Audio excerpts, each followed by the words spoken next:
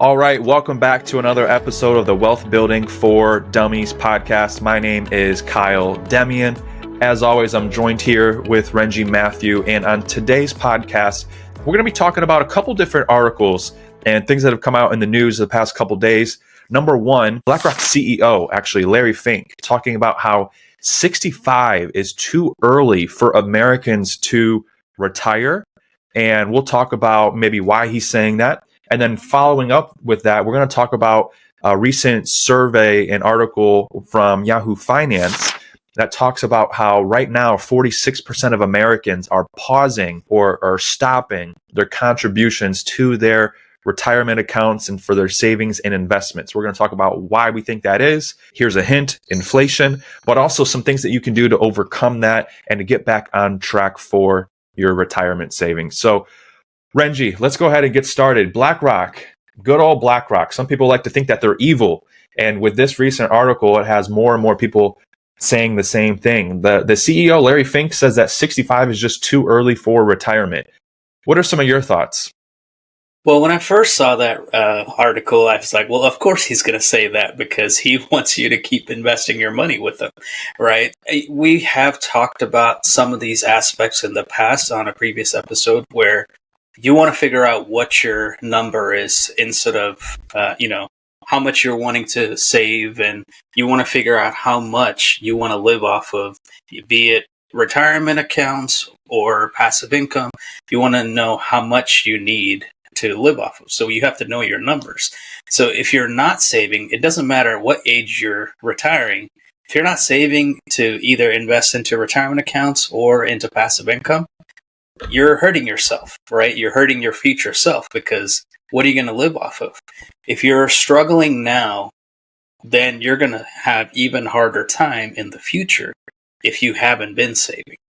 So those are some of the thoughts that went through my head. What about you, Kyle? Yeah, too often people think that like retirement is an age, but retirement is really a number. And that number is how much assets have you saved up, and what kind of income can you take from those assets, right? When you get to retirement, if you're no longer going to work anymore, you lose your income from your job. So the idea is, how can you replace your income that you were prior bringing in from working? And typically people do that from Social Security. If they're lucky, they have a pension. And then lastly, from their personal savings or their assets, whether that be a 401k, IRA, life insurance policies, different things like that, for them to take income in to replace the income from when they were working, right? So a lot of the times, and we have a lot of conversations with people getting close to retirement and thinking that, hey, at 62, at 65, I'm going to retire. But the reality for some people when they get to that point is that they were not good enough savers and investors, and they don't have enough assets to allow them to retire and live the lifestyle that they want. That's why more and more people now are starting to work until 67, 70, or maybe they even have like a part-time job when they fully retire, right? So they're working, some day job, a few days a week just to help them with extra income. But this is what prior planning or proper planning does. There was a saying in our company: proper planning prevents poor performance, right? And that goes with everything: business, investing, real estate, retirement planning, especially. And so your proper planning will set you up for the retirement and the lifestyle that you want to live. Speaking of that, as we said, we're going to talk about a second article as well. Yahoo Finance came out saying that 46% of middle-class workers are slashing or cutting out their contributions to retirement, right? It goes on to say that a Primerica survey found that nearly 46% of Americans are cutting back on their contributions, stating that stubbornly high inflation is the major culprit. So with that, Renji, we've kind of talked about this before. I've had a strong idea or thought that, like, with how crazy inflation has been, with the cost of everything going up, the cost of living, the cost of car insurance, home insurance, the cost of food, groceries, etc., with everything going up, I don't understand how more people aren't struggling. And now the data and the news is starting to come out behind it. But more and more people are cutting back on saving for retirement. So the 10 to 20% that they used to save and invest for their future, that 10 to 20% now is going to cover the higher costs of food and living and car and gas. Like, that's where the money is coming from. So it's not really affecting people's lifestyle too much. It's just affecting their future and their future retirement. And do you have anything to add on that, or anything else that you want to say? Well, something we've also talked about is how much more credit card usage is higher, right? So they're not only using that 10 to 15% to live off of, but they're also having to use credit cards to be able to survive, depending on, like you said, if their income is low enough to start with. Now that inflation and everything's gone up, and cost of everything, groceries, all of that has gone up, and income hasn't gone up much. So they're having to use that amount they were saving for the future now. And on top of that, having to use credit cards and all that to just survive. So it's not their fault that they can't save, especially a lot of the folks that have the lower income and everything. It's just hard for them to be able to survive without using that. But what worries me is, if that's how it is in the state that we're in now, how is it going to be when they get to retirement age, right? Unless they plan to work till they drop, like, there's nothing else going on, that unless they make a shift on how they see money, or how they see getting into assets, passive income. There's got to be some change that they make, or they learn a new skill to increase their income, or something like that. There's going to be a hard reality that they have to face. Hey, if this is how I'm going to live now, how am I going to be able to afford retirement? Because most people, they are expecting to live on less at retirement if they weren't saving, first off, right? So on top of that, if they're not saving at all, and if taxes go up like we think it's going to, they're going to be in a world of hurt, because they're going to be living off of even less than they thought they would be.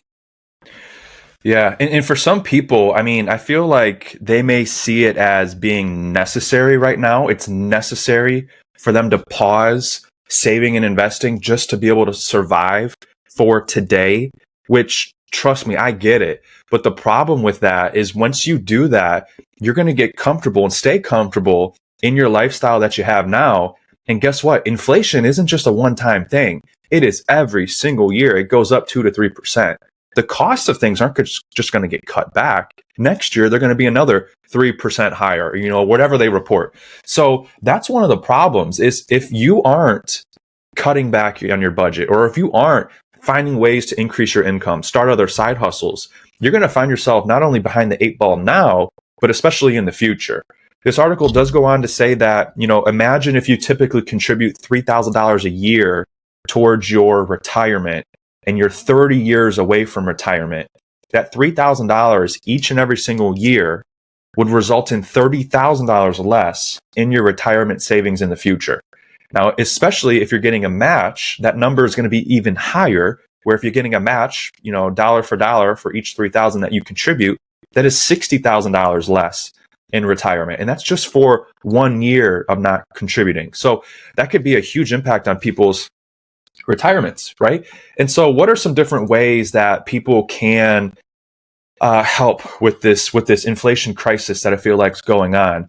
Number one, we've talked about budgeting before. Now, we're not huge people on budgeting. There's some people that are like budget soldiers and they got to follow everything to a T. But if you're finding yourself in a position where money is tight, maybe just taking a step back, evaluating your budget is a good place to begin and to start. Because we recommend the 50-30-20 budget, which is 50% of your expenses go to needs, 30% go to your wants, and then 20% is going to your savings and investments. So maybe start there and break it down. Where is your money going? And break it into wants, needs, and investments. And with that, you may find that, and here's the beautiful thing about that budget, because it's based on a percentage, it doesn't matter if you're making $200,000 or $20,000. 20% of that is a number that you should try to squeeze into your budget, that you should try to make it work.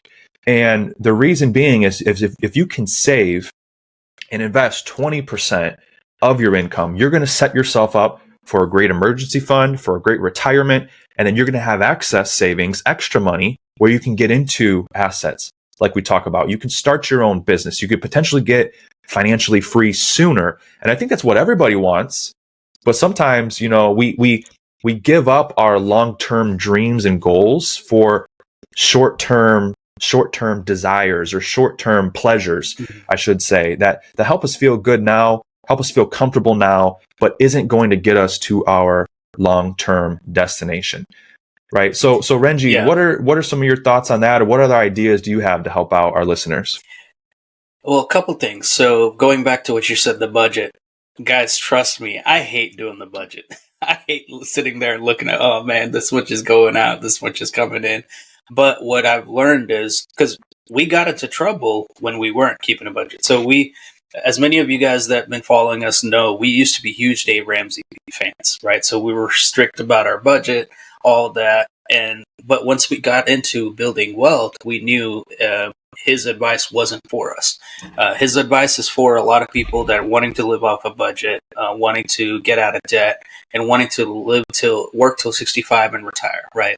But if you're wanting to build wealth early or getting into buying assets, he's probably not the best person to follow. So in my mind, I was like, okay, if I'm going to start building wealth, I don't need to follow all of these things he's talking about, like budgeting. But that got me into a lot of trouble financially. So budgeting is good for everybody. Even if you don't like it, it gives you at least an idea, because when we weren't budgeting, I didn't know I wasn't paying attention how much was actually coming in, how much was actually going out. And that got us into a lot of trouble because a lot of money was going out that we weren't paying attention to, right? So once you have a budget, you can control that a little bit more. Or even if you're not controlling it, at least you have an idea so that you can be conscious of, I was like, oh no, this much is going out. I need to be careful of that. So that is at least where you can start with budgeting. That will help you figure out what your numbers are, how much you need to relax on spending, or how much you need to make more income, whatever it may be. Now, going to side income, like there's so many different types of side hustles out there. We know people that work 2 or 3 jobs just to be able to put money aside to start a business, and then there's so many different businesses out there. But it all goes back to mindset, I think. And I know I talk about mindset, but it's really important. Even if you're working in 2 or 3 jobs and that's all you want to do, or if you're starting a business or any type of side hustle, mindset goes a long way, right? If you decide and you make the decision of, okay, this is how I'm going to live my life, and this is how much I'm going to change to do for the future, and so that I can live my future this way. It's living like nobody else now so that you can live like nobody else in the future, right? So you got to make those decisions, even if they're hard to do. Otherwise, you're only going to suffer for it in the future. And what a lot of people don't think about, because I think we live in a society where it's instant gratification, right? And I think social media has made us that way, right? We want that instant gratification. It's like, oh, I bought that extra pair of clothes or that extra food that I probably didn't need, but it's helping me be satisfied now. But it's not going to help you for the future. So if you can make those small sacrifices so that you can have a better future. And not only that, if you have a family, you're not making those sacrifices just for yourself. You're making those sacrifices for your family, your kids, your future generations, because every little decision you make now affects them a lot more than you realize. Because every action you take, good or bad, it compounds to the future generations to come after you. So every thought you have, every action you make can be really rewarding for your kids and your future, or it could have huge ramifications to hurt them more too. Because the choices you make now, your kids are going to watch you make those choices and grow up. So you're either intentionally giving them good examples to live by or bad examples to live by. So those are all things that I think we don't think about daily. I wish your mic wasn't attached to the stand, because I would tell you to do a mic drop and we would just end it right there. That was the last 2-3 minutes. Was everything was so good. A couple of things that you were talking about, a couple of ideas I had was keeping up with the Joneses, right? I think too often people that are making $50,000 a year see the lifestyle that people making $100,000 a year are living, and they want to do some of those things. They want to eat at the nice restaurants, travel, you buy the nice clothes, and so people are constantly being, like you said, instant gratification, and they're seeing these other lifestyles and they want to do that too. And I think that holds back a lot of people from staying within their budget, staying within their means, and wanting to do what other people are doing because it looks fun, it looks enjoyable, right? So you talked about that, you hit that, you nailed that conversation. And then also something that we haven't talked about before, but we should make a podcast on, is you talked about getting into side hustles, and like, do them with your significant other, do them with your kids. We both work with our significant others in our business. They help us with our editing and marketing while we're the faces on camera doing the videos and talking to people and working with clients. They're helping us with everything behind the scenes. And like, not only that, but Everything. yeah, literally, yeah.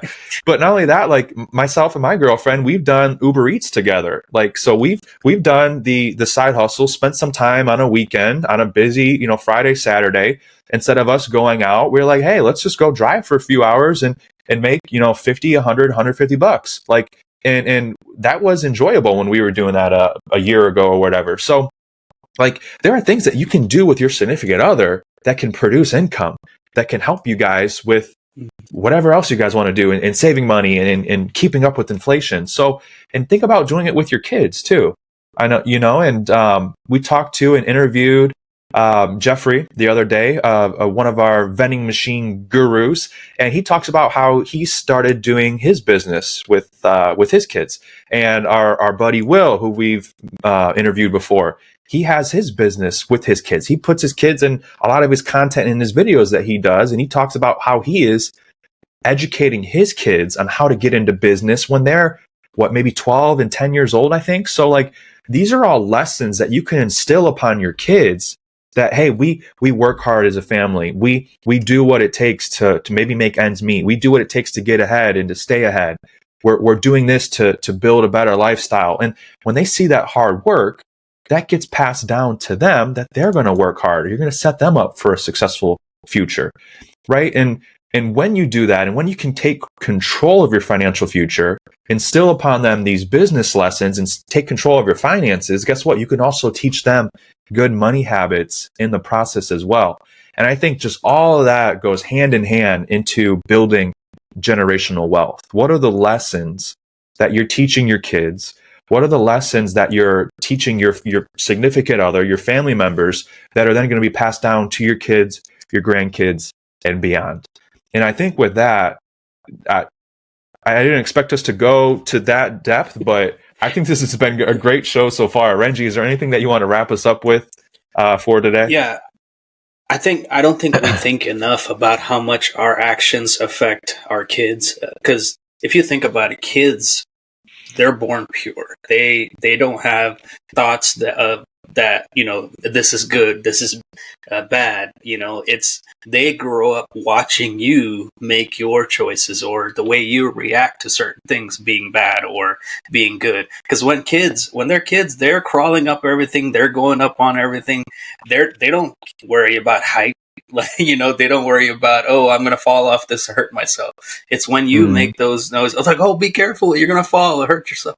Like, all the thoughts that we have, all the words we say, all the actions we take are what molds our kids to be the same. Right. So if we're making the same bad decisions on finances and not teaching them the right things to grow up, they're going to make the exact same decisions and struggle the exact same way, if not worse. So if you make the same right decisions of doing a budget, and like Kyle, you were mentioning, doing those things with your spouse and with your kids, like, this is something we weren't doing before, and that's why I hated doing it before. Right now, it's been a few weeks where we started. It's been several weeks now where we started doing it every week. We spend 15 10-15 minutes on our budget just to look at it. That way we're not doing it once a month and it takes an hour. We just look at it once a week and it takes 10-15 minutes maybe. And then to reward ourselves, we'll go on a small date afterwards. And before, I used to be in my head of, oh, a date, I have to go watch a movie, get a big dinner. No, a date can be you go for a walk. A date can be you go get coffee together. A date can be, like Kyle said, you can go on a drive, do Uber Eats or whatever it is. It's something you're doing together. So it's not only helping your relationship, it's also helping you build a legacy. And again, your kids growing up are going to watch you do that. So they know when you go through good or bad, you struggle together, right? You're being not only going through the struggles together, but also going through the victories together, right? And that helps your family build together too. I know we went off topic, but I think those are all good points for for not only finances, business, working, and for family, the future. I love it. So that was a great way to end this show. Thank you guys for tuning in. And take control. At the end of the day, it's all about taking control of your finances, and staying on top of your money and staying in control of your money, most importantly too. So we hope this video helped. If you guys have any questions or comments, drop them below in the comment section, and be sure to like and subscribe to our channel. We appreciate your guys' support, and we'll see you guys on the next episode. Thanks for tuning in.